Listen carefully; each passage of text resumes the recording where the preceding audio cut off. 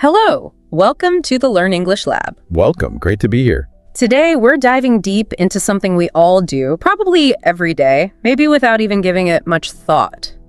Talking. But not just any kind of talk. We're exploring the really interesting, sometimes kind of subtle, but actually hugely significant differences between two ways we connect. Small talk and, well, deep talk. That's right. Yeah, think of this as looking into your own conversational habits, your own sort of toolkit. Our goal is to really unpack what makes small talk feel small and deep talk feel deep. Right. And maybe why you naturally prefer one over the other, or, how understanding both can genuinely boost your communication skills and ultimately your relationships. We've pulled together different viewpoints on this. It really makes you think, doesn't it? So let's just ask you, the listener, directly. Which style feels more natural to you? More comfortable, small talk, deep talk? And maybe why does that even matter? When you're just navigating daily life, bumping into someone or trying to build something, well, lasting. Yeah, why care? Oh, it matters quite a bit, actually. And to really get why, we probably need to define what we're talking about. So small talk, it's usually that first step, right? That light, often spontaneous chat that kind of eases you into interacting with someone. Think of it like a friendly nod, maybe, or a quick handshake in conversation form. Like talking about the weather, obviously, or how busy a place is. Exactly. Those neutral, pretty low-stakes topics, there's not much emotional risk, is there? Because we're not really revealing anything personal, and it's usually pretty quick, just based on the situation. Yeah, waiting for the bus. You mentioned it's late. Simple as that. Done. But it has a really vital social function. It's like social lubricant. It makes things smoother. Right. It builds that tiny initial bit of rapport, fills those sometimes awkward silences, and it basically signals, hey, I'm friendly, I'm approachable. Some people even see it as a kind of ritual, a way we acknowledge each other and sort of confirm basic social rules without needing some big, profound connection. A classic example. You're in line at the supermarket, right? Someone sighs and says, wow, these lines are long today. Yeah. And you might just chuckle and go, tell me about it. Must be a Tuesday. That little moment, that shared observation, it creates a tiny, fleeting connection. No big secrets exchanged. Nope, just social ease, getting along. Okay, now let's flip completely to the other end.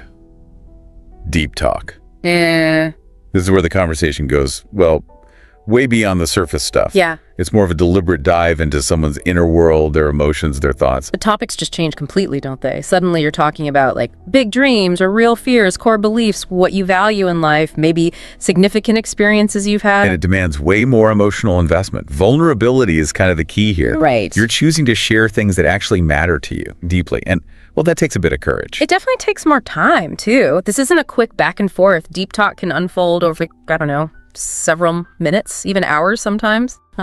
Requires real focus, real presence from both people. And the whole point is different. It's driven by connection. It's aiming to build real intimacy, foster genuine empathy, maybe even support personal growth through that shared understanding. Think about two friends on a long road trip. They might chat about random stuff for a while, the music, the scenery. Yeah, the usual. But then maybe as it gets darker, the mood shifts.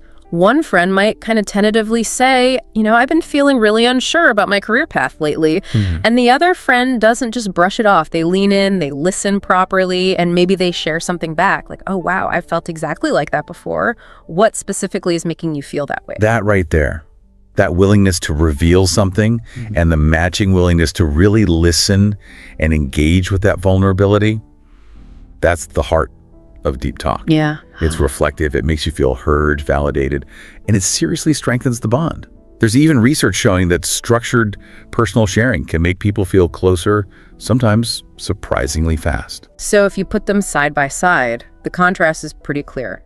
Small talk, surface, deep talk, personal. Low emotional risk versus high risk. Short duration versus potentially long. Rapport versus intimacy. Casual settings versus maybe more private, focused ones. The outcome is social ease for small talk, but a potentially deep bond for deep talk. And let's be real, small talk takes minimal effort, right? Deep talk can actually be quite draining. Definitely. And understanding that difference is key because the choice between them isn't like random. It's often this dynamic thing based on the situation, who you're with, how comfortable you feel, and what you're actually hoping to get out of the chat. Right. And your personality plays a part, your mood. Even your cultural background.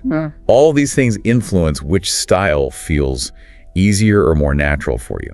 It's interesting, too. These aren't exactly new ideas, are they? These styles have really deep historical roots. Small talk, in some way, shape, or form, has been like social glue for ages. Oh, absolutely. Think about, I don't know, medieval folks greeting each other, asking about the harvest. Or 18th century salons. They mixed light, witty chat about news or fashion with potentially deeper discussions. Yeah, and literature's full of it. Like Jane Austen's characters in Pride and Prejudice, they navigate those balls and social events with all this polite small talk about, the weather or who danced with whom. But that often just sets the stage, right? It's the necessary step before the real feelings and deeper stuff comes out later. It's the way in. And deep talk. That goes way back too. Think of ancient philosophy. Socrates in Greece, Plato wrote it down, right? He used all that persistent questioning, asking, what is justice? Or what is courage? Right, not just for facts. No, exactly. It was to challenge assumptions, make people think, really dig into big ideas. And you see similar things in Eastern traditions. Lots of reflective conversation about ethics, wisdom, life. So these ways of talking are just woven into how humans have always connected. Which brings us back to today and to us. What makes you, our listener, prefer one over the other? There are several factors, aren't there? Oh yeah, definitely. Personality is a massive one. If you lean more towards extroversion, you might genuinely get energy from lots of brief, varied interactions. Like Priya, maybe she's a marketing exec, she goes to conferences, loves chatting with lots of different people, finds it energizing, good for networking, easy small talk. Right. But for someone more introverted, that same scenario, all that small talk, can feel really draining. They often prefer fewer connections, but ones that are more meaningful. So maybe James, a graphic designer, office chit-chat might tire him out, but get him one-on-one talking about his creative ideas or life philosophy, and he just lights up. Exactly. And then you've got ambiverts who are more flexible. They adapt. Maybe Sarah, a teacher. She uses easy small talk with parents for quick updates, builds that rapport. But then she relies on deeper conversations with her close colleagues to really process the tough stuff, the complexities of the job. And research backs this up, right? Studies show introverts tend to get more satisfaction from deeper conversations. Extroverts. They can enjoy both, often liking group small talk, but also really valuing those deep one-on-one chats. Yeah, picture a company retreat. The extrovert might jump into a big group talking sports, easy.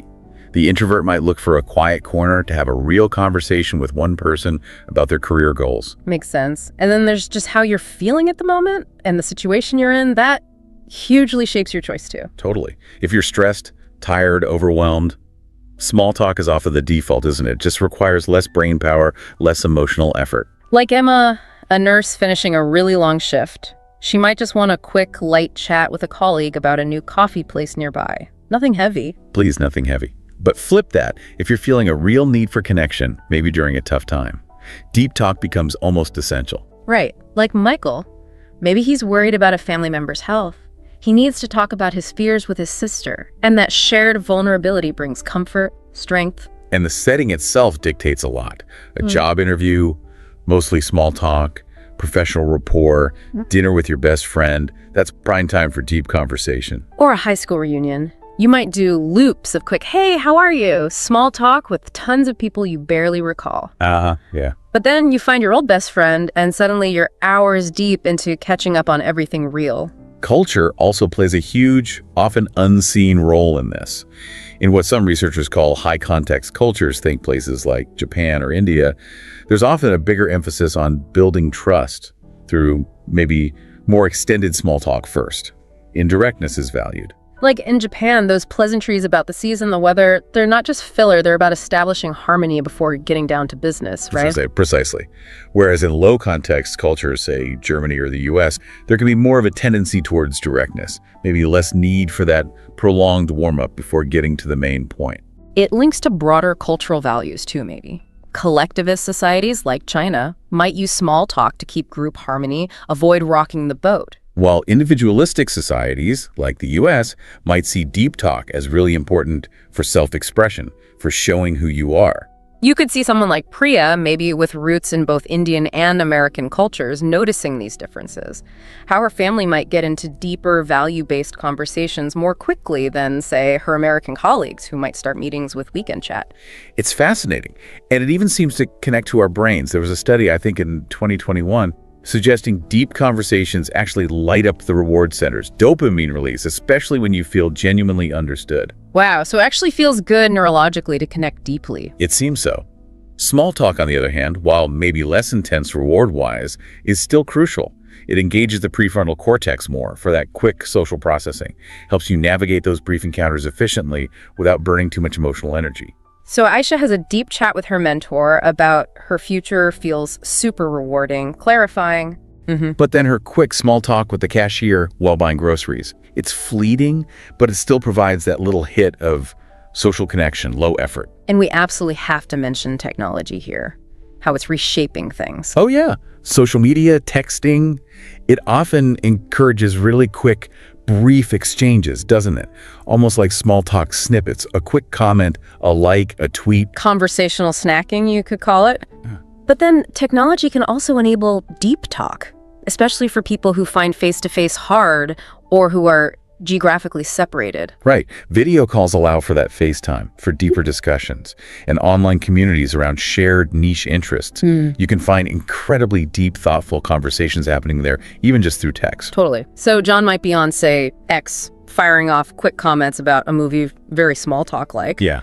But later, he joins his Zoom book club, and they have this really rich, deep discussion about the book's themes and how it connects to their own lives. Big difference. So you see, it's not just random which one we prefer or use. It's this complex mix of personality, our needs at the moment, culture, maybe even brain chemistry, and the tools we're using. And both styles, importantly, have their good points and their downsides. Okay, so small talk. Great for that initial rapport building, right? It's low effort, super versatile, works almost anywhere, and can actually make you feel less anxious in new social spots because you have a kind of script. Definitely. But the downside, it can feel superficial, shallow, if that's all there ever is. Yeah, repetitive too sometimes. And it doesn't really build deep bonds unless you manage to transition to go somewhere else with it. Think of Emma at that networking event. She uses small talk well, meets lots of people, gets that initial contact. But if she never follows up or goes deeper, those connections probably won't amount to much. Okay, then dick talk. The upside is huge, right? Fostering real intimacy, promoting personal growth because you're sharing insights, building serious empathy, creating connections that you actually remember. Absolutely. The benefits are profound. Yeah. But it takes a lot of emotional energy. It requires significant time. And there's real risk involved. Yeah. Putting yourself out there, being vulnerable, you could get judged or rejected. It's scary. It is. Think about Tom in a therapy session. He's engaging in deep talk about his deepest fears and gaining incredible insight. But it's exhausting, emotionally taxing. It takes effort and trust. So the real goal isn't about choosing one and ditching the other. It's about getting skilled at both, right? Knowing when and how to use each one. Exactly. It's about building that versatile toolkit. So how do we get better? For small talk, maybe focus on using open-ended questions, questions that need more than just a yes or no. Right, like, what do you enjoy doing on a day like this, instead of just nice weather, huh? Yeah. And look for common ground. Actively listen, show you're engaged with nods, eye contact, little follow-up questions, maybe even have a couple of go-to topics ready in your back pocket, travel, food, interesting local stuff. And crucially, like you said, think about using it as a bridge. You find a shared interest, like hiking. You could say, oh, you mentioned hiking. Have you ever had one of those moments out in nature that just like really shifted your perspective on things? Boom, potential pivot to something deeper. Nice example. Like John at a fundraiser, feeling a bit awkward. Instead of commenting on the canopies, he asks someone, what brought you out to support this cause tonight? Open-ended. It could lead to a chat about shared values, much richer than just... And the cheese puffs. Exactly. Yes. And for deep talk, being intentional is key. Choose the right setting. Quiet, private, fewer interruptions. Yeah, definitely not in the middle of a busy office. Right. And ask genuinely thought-provoking questions. Maybe even be brave enough to be vulnerable first. Sharing something personal kind of signals, hey, it's safe here. That makes sense. It gives permission. It does. And listen, without jumping in to judge, even if you totally disagree, just hear them out. And maybe follow up later on something they shared. Shows you're really listening, that you care. Like Sarah, having that quiet dinner with a friend. She shares a struggle she's having. That creates the space for her friend to maybe share something too. That back and forth vulnerability builds trust. That's the core of it. And these skills aren't just for personal life, they matter at work too. Small talk is essential for just, getting along day to day, building camaraderie, easing tension before a big meeting. Maria, noticing a colleague's new desk plant and saying something nice before a team meeting, it just creates a little positive moment, sets a good tone. Totally. And deep talk, while maybe less frequent and needing more care in a professional setting, is vital for things like mentorship, building real trust in a close team, strong manager relationships. Like Alex sharing his actual career goals, maybe even his concerns, with his manager during a review. That honesty could lead to real guidance, a stronger bond built on actual trust. So ultimately, it's about finding that balance, isn't it? Using the right approach for the right situation. Small talk shines in those brief, casual, or maybe more formal settings, building initial rapport, just being polite, friendly. Yeah, keeping things light when needed. Whereas deep talk, that's more for your closer relationships, when you're really aiming for mutual understanding, maybe growth, or just connecting in a private, focused way where vulnerability feels okay. Like Lisa at that big family reunion. She uses small talk to navigate chatting with dozens of relatives she barely knows. The quick catch-ups. But then she finds her sister, and they go off somewhere quiet for a proper deep conversation about something important, like helping their parents. She's using both tools effectively for the context. Perfect example. And what's really interesting is that some research suggests we might be holding ourselves back unnecessarily. How so? Well, studies indicate people often underestimate how much other people would actually enjoy having a deeper conversation. We tend to stick to small talk, maybe because we're afraid of it being awkward or afraid of rejection. Just a safe route? Exactly. But then, when people do actually engage in deeper conversations in these studies, they consistently report higher levels of satisfaction and connection afterwards. Huh. So we might be missing out on better connections because we assume others don't want them, when maybe they actually do. It seems that way sometimes.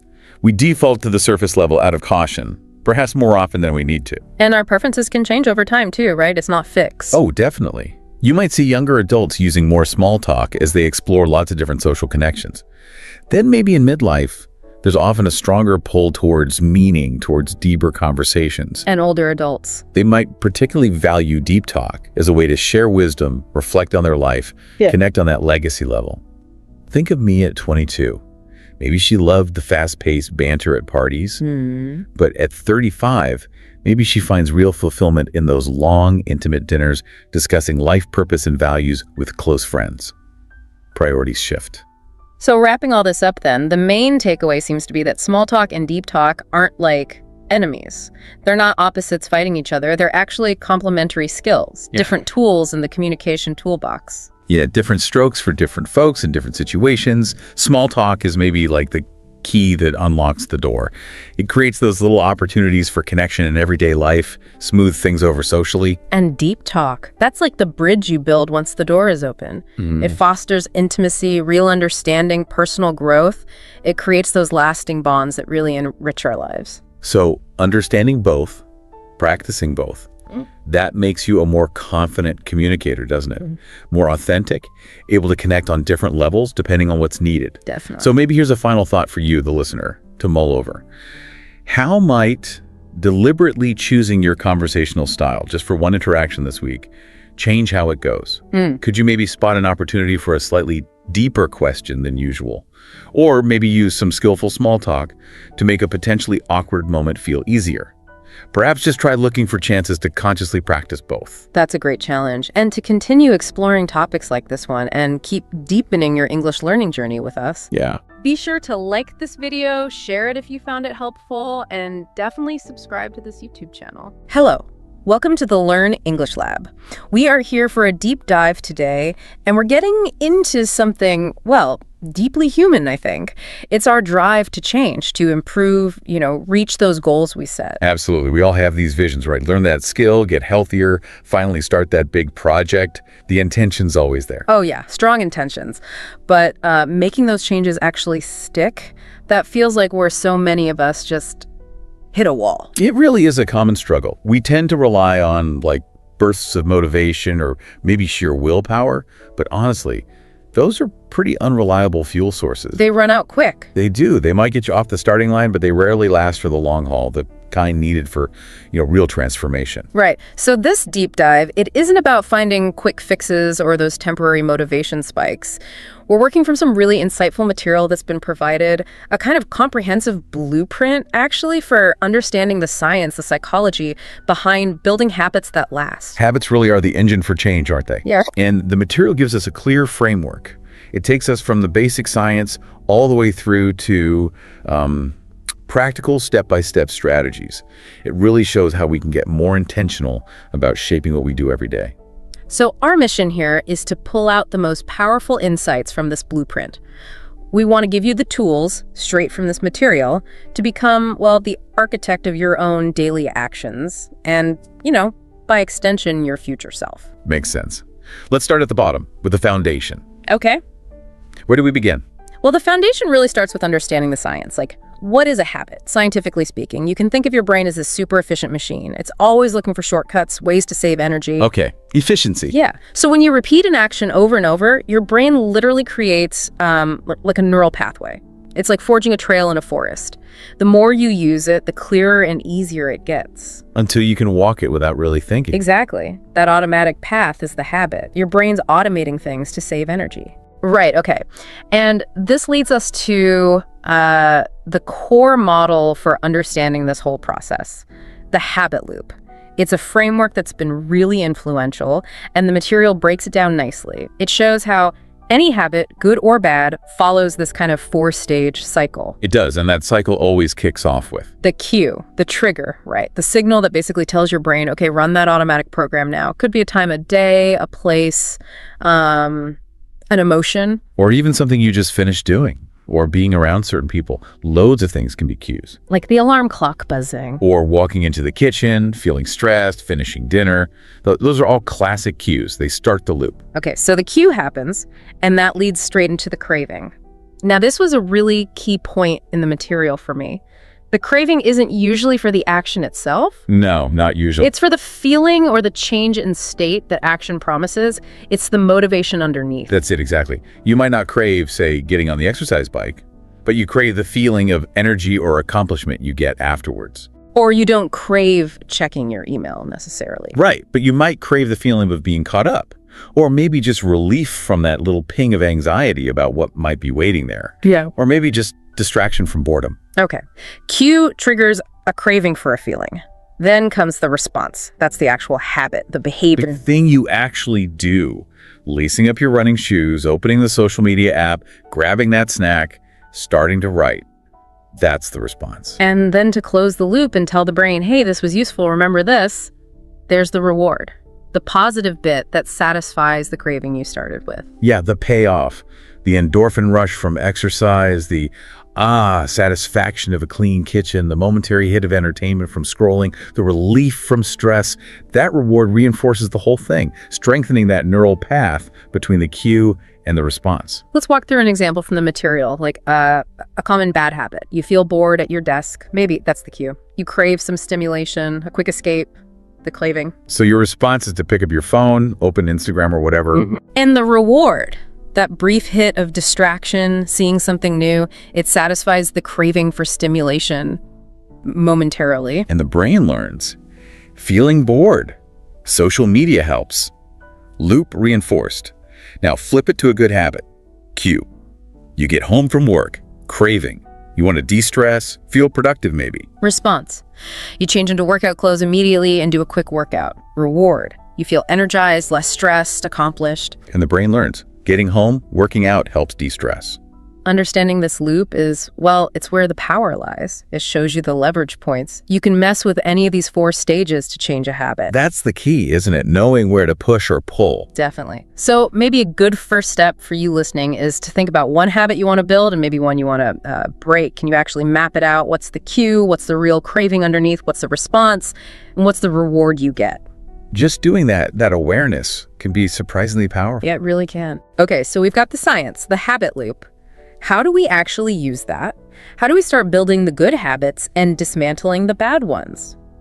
This blueprint offers a really practical toolkit, often called the 4 laws of behavior change. Yeah, and the core idea is wonderfully simple. For good habits, you want to make them obvious, attractive, easy, and satisfying. Make it easy to do the good stuff. Right. And for bad habits, you just flip it. Make them invisible, unattractive, difficult, and unsatisfying. Okay, that gives us a clear roadmap. Let's unpack these laws one by one with the strategies the material suggests. Sounds good. Law number 1, make it obvious. This targets the cue stage of the loop. And the big idea here is that your environment, your physical surroundings, is like this invisible hand guiding your actions constantly. We don't even notice it half the time, but it's huge. It really is. It's shouting cues at us. So a key strategy is designing your environment on purpose. Make the cues for your good habits super visible, easy to see, impossible to miss. And the cues for bad habits, hide them. Make them invisible. Like the example of Sarah the trainer telling people to lay out their workout clothes the night before. Exactly. You wake up, bam, there they are. Obvious cue. Or Maria, the manager, putting a book on her bedside table instead of her phone. The book becomes the easy, obvious thing to reach for. It's like how supermarkets put candy right at the checkout, isn't it? Making the queue unavoidable. So for bad habits, you do the reverse. Right. Charge your phone in another room, not your bedroom. Hide the remote if you watch too much TV. Unsubscribe from those tempting email lists. There's even a strategy mentioned called the ice block method for credit cards. Freezing it? Seriously? Yeah. To stop impulse buys online, as massive friction makes the queue, your say's card details, way less obvious and accessible. Or to setting up like phone-free zones in your house. Making the queue invisible in certain contexts. Okay. What else for making it obvious? Another great one is habit stacking. It's quite elegant, really. You link a new habit you want to build directly onto an existing habit you already do automatically. So the old habit becomes the cue for the new one. Precisely. The formula is simple. After I current habit, I will new habit. Okay. So, remember John the engineer? He wanted to meditate. His solid existing habit was making morning coffee. So his stack became, after I pour my morning coffee, I will meditate for 1 minute. The coffee making became the trigger. Or Sarah the student. After I finish lunch, I will study my language flashcards for 10 minutes. Lunch ending, choose the study. Yeah, or after I brush my teeth, I will floss 1 tooth. Or after I use the restroom, I will drink a glass of water. You're weaving the new habit into the routine you already have. Clever. And there's a third strategy. Implementation intentions. This is about getting super specific with your plan. Not just, I'll exercise more, but I will behavior at time and location. Like, I will do 20 push-ups at 7 a.m. in my living room. Exactly. You pre-decide everything. The material highlights research showing that just making this specific plan dramatically increases your odds of actually doing it. It removes the should I, shouldn't I debate in the moment. Takes the decision fatigue out of it. Like David the writer, who only got consistent when he decided, I will write for 30 minutes at 7 a.m. at my desk, not just write more. Or, I will call my sister at 7:30 p.m. on Sundays while I'm washing the dishes. Specific time, specific place, linked action. So maybe you listening could take a second. Look around your space. What cues could you add for a good habit? What could you remove for a bad one? And is there an existing habit you could stack a new one onto? Good prompts. Okay, moving to Law 2. Make it attractive. This one zeroes in on the craving stage. We're wired to move towards pleasure, towards things that feel good or promise satisfaction. So we need to make the habits we want feel more appealing, or link them to things we already like. Exactly. The main strategy here is called temptation bundling. You pair something you need to do with something you want to do. Like rewarding yourself during the task. Pretty much. It makes the need to thing more attractive because it comes packaged with the want to do thing. Remember Sarah, the student, and the treadmill? Yeah, she only watched Netflix while on the treadmill. Right. So suddenly, the treadmill wasn't just exercise, it was Netflix time. Something she actually looked forward to. Or maybe you only listen to your favorite podcast while you're doing chores. Or enjoy that really nice, healthy smoothie only after you finish a study session. Bundling the temptation. Another big one for attractiveness is joining a culture where your desired habit is just the normal thing to do. Social influence is incredibly powerful. Surrounding yourself with people who are already doing what you want to do. Yeah. Want to make running attractive? Join a running club. Find a gym buddy. The material mentioned Mark, who moved to a new city and found joining a hiking group made being active way easier and more fun. It became social. Expected. Accountability groups, masterminds, support groups like AA, they all leverage this principle, don't they? They absolutely do. When your tribe values and practices a habit, it becomes much more attractive to you too. And the third strategy under attractive is about mindset. Reframing your mindset, yes. It's about consciously shifting your focus from the difficulty or the have-to aspect of a habit to the benefits, the get-to aspect. Instead of, oh, I have to go to the gym. Reframe it as, I get to build strength and feel more energetic today. Or the morning advantage idea, not, I have to wake up early, but I get this quiet, focused time before the day gets crazy. It's shifting from feeling restricted, I can't spend that money, to feeling empowered. I am building financial security. Or seeing something like public speaking not as terrifying, but as an opportunity to share something valuable. It changes the feeling, the craving associated with it. So you might think, how could I bundle a want with a need? Is there a group I could join? How can I reframe this habit to focus on the benefits I get? Good questions to ask. Okay. Law 3. Make it easy. This targets the actual doing of the habit, the core idea. We naturally follow the path of least resistance. So make good habits incredibly easy to do. Reduce the friction. Remove the obstacles between you and the action, like prepping healthy meals on Sunday so weeknight dinners are just heating things up. That mise en place chef trick. Exactly. Keep your water bottle filled and right beside you. Lay out your vitamins with your breakfast stuff, anything that reduces the number of steps required. And for bad habits, you do the opposite. Increase the friction, make them harder to do. Right. Delete saved credit card details from websites. Unplug the game console and put the cords in a drawer after playing. Use app blockers that make you wait or enter a long password. Those extra steps can derail the automatic impulse. And a really powerful tactic here is the 2-minute rule. Oh, this one's brilliant.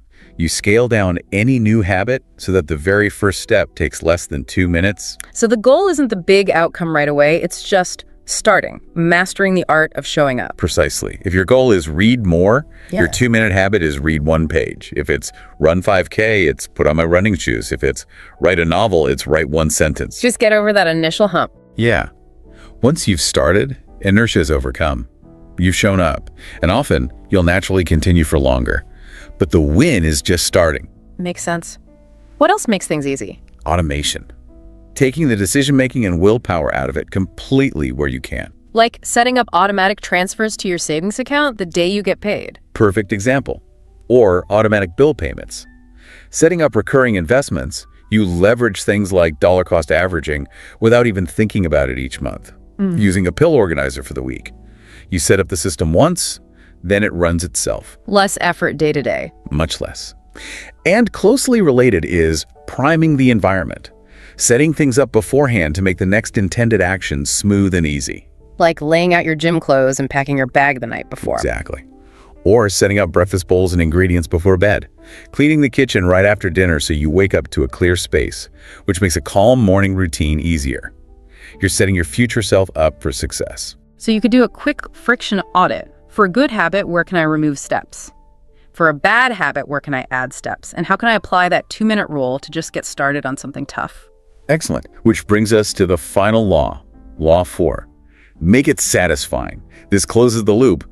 The reward tells your brain, that was good, let's do it again. It reinforces the habit. And the crucial insight here, satisfaction needs to be immediate. Right, our brains love instant gratification. Waiting weeks for results doesn't reinforce the daily action very well. Not nearly as well. So you need to find ways to feel good about the habit right away. Instead of just saving money and seeing the balance creep up slowly, maybe you immediately transfer the 5 pounds you didn't spend on coffee into a separate fund account. You see the reward instantly. Or focusing on the immediate fresh feeling after you floss, not just the long-term gum health. Or the jolt of alertness after a cold shower. Or using a language app that gives you points or badges right after you complete a lesson. That immediate feedback is satisfying. Tracking your habits is another way to get immediate satisfaction, isn't it? Huge. Seeing that visual progress, using a habit tracker app or just putting an X on a calendar, that don't break the chain idea associated with Jerry Seinfeld. Right. Watching the chain grow is immediately satisfying. You get a little dopamine hit just from checking the box, tallying pages read, seeing your meditation minutes accumulate on an app, filling up a journal. It makes progress tangible now. You can also give yourself small but immediate guilt-free rewards. Key is guilt-free and immediate. What kind of things? Maybe after you hit a writing deadline, you allow yourself 10 minutes of guilt-free web browsing, cooked healthy meals all week, Maybe you treat yourself to a fancy coffee on Saturday morning or buy that new cookbook you wanted. It needs to feel like a genuine reward tied closely to the habit. But it shouldn't undermine the habit itself, right? Like rewarding exercise with a giant cake. Exactly. Hey. Needs to align. And finally, accountability partners work partly because they provide immediate social consequences, either positive or negative. Knowing someone's waiting for you at the gym makes the reward of not letting them down or the punishment of feeling guilty very immediate. Right. Or making a public commitment. The fear of public failure is a strong, immediate motivator. Having a coach check in provided that regular, immediate feedback loop. So think about it. What small, immediate, guilt-free reward could you tie to your target habit? What's a super simple way you could start tracking it today? Okay, so we have the 4 laws for getting habits started, but keeping them going long-term through boredom, challenges, life getting in the way, that requires going a bit deeper. Right, because motivation fades, things change. The blueprint covers strategies for really mastering habits, doesn't it? It does. And one of the most profound shifts it talks about is moving towards identity-based habits. Okay, what does that mean exactly? It means shifting your focus from the outcome you want, like lose 20 pounds, or even the process, go to the gym 3 times a week, to the person you want to become. So it's about who you are, not just what you do. Precisely. When your habits are aligned with your desired identity, I am a healthy person, I am a writer, I am someone who keeps their commitments, then doing the habit feels like just being yourself. It's not a struggle against who you are, it's an affirmation of it. How do you cultivate that? You first decide the type of person you want to be, get specific, not I want write, but I am a writer. Then, every single time you perform the related habit, no matter how small, you see it as casting a vote for that identity. So lacing up your running shoes, even for a short walk, is a vote for I am a runner. Writing just one sentence is a vote for I am a writer. Getting up when the alarm goes off is a vote for I am a disciplined person. These small wins build belief in that new identity over time. That's powerful. What else helps with long-term consistency? The Goldilocks rule. This is about staying motivated by making sure your habits are operating at the right level of difficulty. Not too hard, not too easy, but just right. Like the porridge. Exactly. Tasks that are slightly challenging keep us engaged. Too easy, we get bored. Too hard, we get discouraged and quit. So you need to keep adjusting the difficulty. Yeah, you need to escalate gradually. When you start running, you add a bit more distance or speed over time. Learning guitar, you move from simple chords to more complex songs. But what happens when it does get easy? When you hit a plateau? That's crucial. You have to beware of the plateau. Once a habit feels automatic and maybe a bit boring, you need to introduce a new, slightly harder challenge to stay in that optimal Goldilocks zone. Add more weight, learn a new technique, try a different variation. It's like progressive overload in weightlifting. Keep it challenging, but manageable. So you could maybe map out a rough 3-month progression for a new habit. How will you make it slightly harder each week or month? Good idea.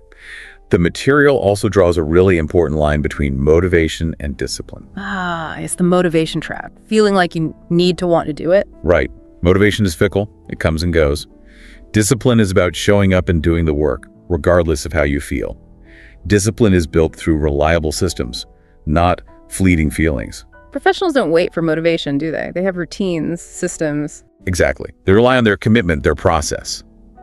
So the advice is, focus on building effective systems, not just chasing goals. What's the difference? A goal is the target, like running a marathon or writing a bestseller.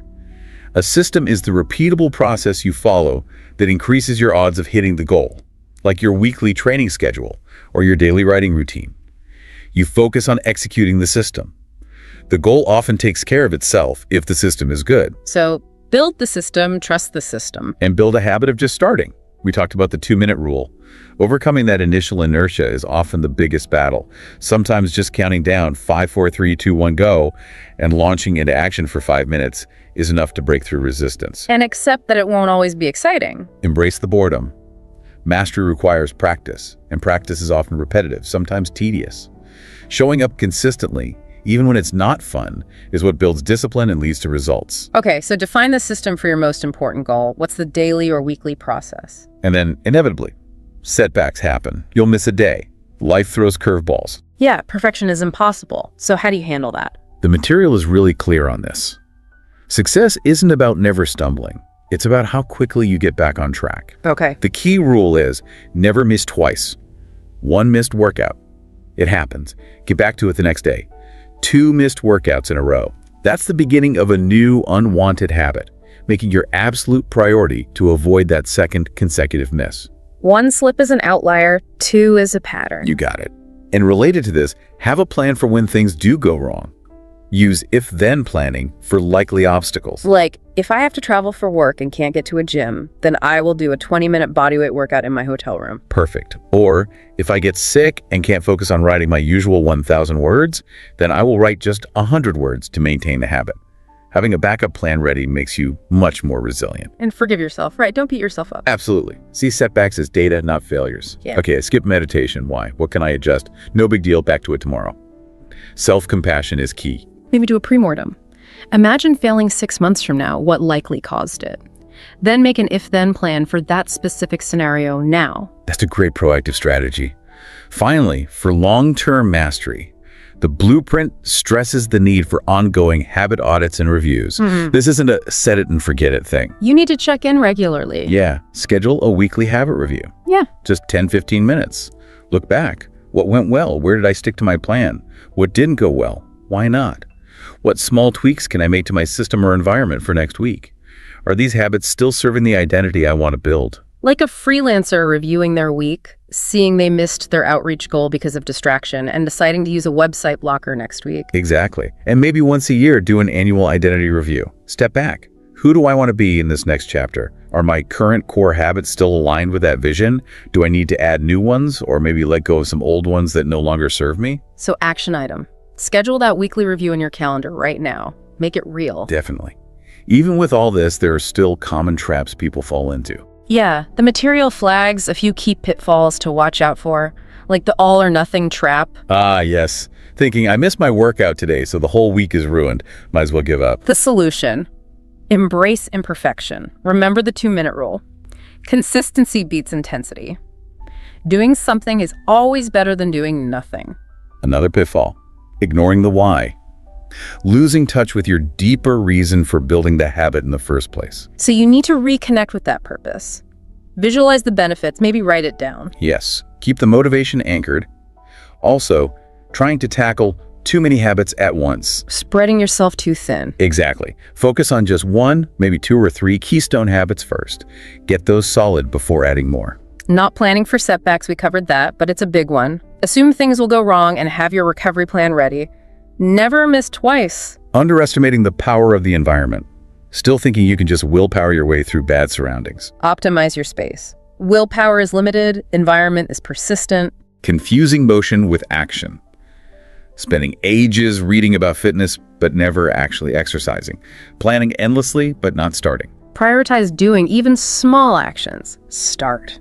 And finally, lack of patience. Expect results too soon, getting discouraged when transformation doesn't happen overnight. Remember the compound effect. Small, consistent efforts add up hugely over time. Celebrate the small wins. Trust the process. It's a marathon, not a sprint. Well said. Okay, we've journeyed through the science, the 4 laws, the mastery strategies, the pitfalls. Let's pull it all together into a clear, actionable blueprint that you can use based directly on the material. Okay, the step-by-step plan. Step 1. Identify your keystone habits. What are the 1 to 3 habits that would have the biggest positive ripple effect in your life? Action. List those 1-3 habits right now. Step 2. Define your desired identity. For each of those keystone habits, write down the identity you are reinforcing. I am a person who exercises regularly. I am a lifelong learner. Action. Write down those identity statements. Step 3. Apply the 4 laws checklist. Go through each keystone habit. How will you make the cue obvious, the craving attractive, the response easy, the reward satisfying? Action. Fill out this plan. What specific strategies, habit stacks, temptation bundles, 2-minute rules, trackers will you implement for each law, for each habit? Get detail. Step 4. Plan for setbacks. For each habit, identify the most likely obstacle and create your specific if-then recovery plan. Action. Write down those recovery plans. Step 5. Schedule your reviews. Put your weekly habit review and your annual identity review into your calendar as recurring appointments. Action. Block out that time right now. Treat it seriously. And step 6. Just start and be patient. This is maybe the most critical part. Don't get stuck in planning paralysis. Pick one thing, apply the laws as best you can, and begin today. Start small. Right. Stay consistent. Trust that compound effect. Those tiny improvements day after day, they seem insignificant at first, but they build exponentially. That's where the real transformation happens. So when you boil it all down, the power to change, to really transform yourself, it doesn't come from those occasional heroic efforts, does it? Not really. It comes from the quiet accumulation of small, consistent choices day in, day out. Choosing to put on the shoes, choosing to read one page, choosing to prep your lunch the night before. These tiny decisions, they're the votes you cast for the person you're becoming. And this blueprint, this material we've explored, it gives you the understanding and the practical tools to make those choices consciously, to stop being pushed around by circumstance and start being the architect of your habits and therefore your future. So take this blueprint, activate it, embrace the process, know that there will be bumps, but keep getting back on track. The power is in starting and starting again. The transformation really does begin with that very next small choice. We really hope this deep dive has given you some concrete tools and maybe some renewed motivation to build the habits that matter to you. The material for this deep dive was prepared by Learn English Lab. If you found this conversation useful, we'd really appreciate it if you could take a moment to like this video, share it with someone who might benefit, and subscribe to the Learn English Lab YouTube channel for more content like this.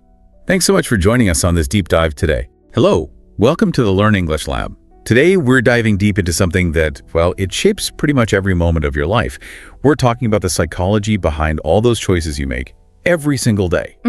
From the really small stuff, like, what you grab for breakfast, right up to those huge life decisions, there's this whole hidden world influencing what you do next. It's fascinating, isn't it? Because we often think, oh, I'm making a rational choice here. We do. We like to think we're in complete control, very logical, but the science really paints a richer picture. It's much more complex. So this deep dive, it's about pulling back that curtain, looking at the hidden forces, biases, emotions, social cues, even your environment. They all guide your decisions. Okay, let's get into it. Our mission here is to really understand what's happening under the surface. We want to draw on these insights so you can see your own decision-making more clearly. Absolutely. Because if you understand these influences better, you can be more intentional. Make choices that really matter to you. So where do we start this exploration? Let's start with the brain itself, that incredible machine in your head. Psychologists, well, they often talk about decision-making using a model with two systems. Daniel Kahneman famously explored this. Ah, right, I've heard of this. The fast system and the slow system. That's the one. System one is the fast one. Think of it as your brain's autopilot. Autopilot, okay. It's super quick, works automatically, relies on intuition and these mental shortcuts, we call them heuristics. System one is what lets you instantly know a friend's face or, swerve the car without conscious thought. It handles routine things very efficiently, saves mental energy. Right, gets the job done quickly. So system two, that must be the deliberate one, the manual control. Exactly. That's a great way to put it. System two is slower. It's analytical, it takes conscious effort. This is the system you use when you're really thinking, hard tackling a math problem, comparing mortgage rates, weighing different job offers. It needs focus. It takes energy. So it sounds like system one is doing most of the legwork day to day. It is. It frees up system two for the bigger, more complex stuff. That's the evolutionary advantage, really. System one is efficient. But there's a catch. There is. Because it's fast and uses shortcuts, system one is, well, it's more prone to errors. It can fall into traps, these cognitive biases. Errors from the shortcuts. Like what? Give me an example. Okay, a common one is the availability heuristic. System one estimates how likely something is based on how easily an example comes to mind. So if you see a lot of news coverage about something dramatic, maybe a plane crash, right, System one makes that event feel much more common than it actually is, statistically speaking. Flying might suddenly feel really risky because those vivid images are so readily available in your mind. Ah, so what pops into your head easily isn't always the most accurate picture of reality. Precisely. Or take your morning coffee, you reach for the same mug, same blend, don't even think about it. Yep, pure autopilot. That's system one efficiency. But maybe one day you pause, you think, should I try that new pour-over method? Or is this fancy coffee really worth it every day? Okay, I see. That's system two kicking in. You're consciously overriding the automatic habit, analyzing. This back and forth happens all the time, often totally unnoticed. Understood. So the brain's shortcuts are useful, but they can lead us astray sometimes. Which brings us neatly to those cognitive biases you mentioned. Systematic thinking errors. That's right. They're predictable patterns where our thinking deviates from pure logic. Consistent ways our minds mess up, you could say. And they really sway our choices. Confirmation bias must be a big one, especially now. That's where you kind of seek out stuff that confirms what you already think. Spot on. With so much information flying around, our system one just naturally looks for things that fit our existing beliefs. It's easier. So when you're researching something online, maybe a product, maybe a political issue, you'll unconsciously click on links or read reviews that support your initial leaning. You don't even realize you're doing it half the time. Not usually, no. Yeah. But it just reinforces your perspective, makes it harder to see other viewpoints. It's like selective vision. Okay, what's another powerful one? The anchoring effect. This one's fascinating. The very first piece of information you get, especially if it's a number, acts like an anchor. An anchor. Yeah, it heavily influences any later judgments or decisions, even if that first number isn't all that relevant. How does that work in practice, like in shopping? Oh, definitely. Imagine seeing a shirt priced at, say, $500. Your first thought is probably, wow, that's way too much. Right. But then right next to it, there's a similar shirt for $100. Suddenly, compared to that $500 anchor, the $100 seems reasonable, maybe even a bargain. Even if objectively, maybe it's only worth $50. Exactly. Retailers are masters at this. They'll show a high original price next to the sale price. That high anchor makes the discount seem much bigger and more attractive. Sneaky. Okay, what about loss aversion? Sounds like we hate losing things. We really, really do. Psychologically, the pain of a loss feels much stronger than the pleasure of an equivalent gain. It's a powerful motivator. It's often why people stick with things that aren't great. Maybe a phone plan they don't love or holding on to stocks that are dropping. The thought of losing something by switching or selling feels worse than the potential gain from making a change. I can definitely relate to that hesitation, even if something new might be better. What about having too many options? Sometimes that feels paralyzing. It absolutely can be. That's choice overload. It sounds counterintuitive, like more choice should be good, right? Yeah, it seems logical. But studies show that if you give people too many options, they often just freeze. There's that famous jam experiment. Oh, the jam with the different numbers of flavors. That's the one. People are actually less likely to buy jam when faced with 24 varieties compared to when they only saw 6. Too many choices just overwhelm system 2. The effort of comparing them all becomes too much, and sometimes people just give up. Choose nothing. Like scrolling endlessly through Netflix and then just watching nothing. Precisely. Or staring at a huge menu and ordering the same thing you always get. Smart retailers know this, by the way. They use anchoring, yes, but they also carefully filter and categorize options online to reduce that feeling of overload. Makes it easier for you to click buy. Just being aware of these biases seems like the first step, to pause and ask, wait, am I choosing this because it's good or because of how it's presented? That awareness is crucial. Okay, so we've got the brain systems, we've got the biases, but decisions aren't just about cold logic, are they? Emotions must play a huge role. Oh, absolutely. Sometimes it feels like they're the only thing playing a role. They're definitely major players, often more than we admit. There's something called the affect heuristic. Basically, your feelings about something heavily influence your decisions related to it. How does that work? Like if I'm in a good mood? Yeah. So imagine you get an email about a potential new project. If you read it when you're feeling really upbeat and positive, maybe after some good news, you're likely to view that project more favorably. Compared to reading the exact same email when I'm stressed or grumpy. Exactly. Your emotional state colors your judgment. It acts like a quick filter. So good moods might make you more adventurous. Bad moods more cautious. Generally, yes. Feeling happy or excited might make you more open to taking a risk, like impulse buying those concert tickets. Negative emotions like fear or sadness can make you overly cautious, maybe pass up a good opportunity. Or they can lead to choices aimed purely at feeling better right now, like reaching for comfort food after a bad day. Makes sense. What about that gut feeling people always talk about? Is that just emotion? It's closely related. There's fascinating work by neuroscientist Antonio Damasio on what he calls the somatic marker hypothesis. Somatic markers, okay. It suggests these gut feelings aren't random. They're basically your brain's quick summary of past experiences and the emotions tied to them.